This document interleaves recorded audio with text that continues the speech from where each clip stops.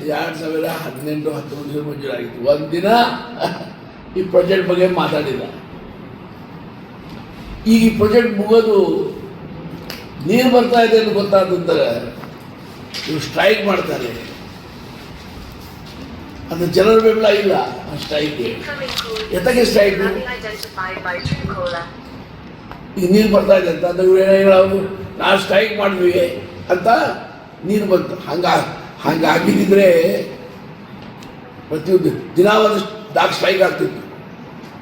ಹಾಗಾಗಿ ಏನು ಚಿಂತನೆ ರೈತರ ಬಗ್ಗೆ, ಬಡವರ ಬಗ್ಗೆ, ಅಭಿವೃದ್ಧಿ ಬಗ್ಗೆ ಇರಬೇಕು. ಯಾವ ಸಮಯದಲ್ಲಿ ಏನು ಮಾಡಬೇಕು ಆ ಸಮಯ ಮಾಡಬೇಡ. ಅದನ್ನು ಉದ್ಘಾಟನೆ ಟೈಮ್ ಸಮಯ ಬಂದಾಗ ಅದು ಮಾಡಿದರೆ ಅದು ಮಹತ್ವ ಇರೋದಿಲ್ಲ. ಜನರು ಬೆಂಬಲ ಕೊಡೋದು. ಹಾಗಾಗಿ ಸ್ಟ್ರೈಕ್ ಮಾಡಿದ್ರು ಜನರ ಬೆಂಬಲ ಅವ್ರು ಸಿಕ್ಕಿಲ್ಲ. ಯಾಕಂದರೆ ಎಲ್ಲ ಹಳ್ಳಿ ಜನರಿಗೆ ಗೊತ್ತದೆ ತಮ್ಮ ಊರಲ್ಲಿ ನೀರು ಬರ್ತಾ ಇದೆ ಅಂತ. ಹಳ್ಳಿ ಜನರಿಗೆ ಗೊತ್ತಿಲ್ಲ. ಪೈಪ್ಲೈನ್ ಇವು ಅವು ಎಲ್ಲ ಹಾಕ್ತಾ ಇದ್ದಾರೆ. ಇದು ಹುಡುಗಾಟದೆ. ಪೈಪ್ಲೈನ್ ಹಾಗೆ ಹಾಗೆಲ್ಲ ಮುಗಿದಿದೆ, ಎಲ್ಲ ಮುಗಿದಿದೆ. ಅನೇಕ ಕಡೆ ಏನಾಯಿತು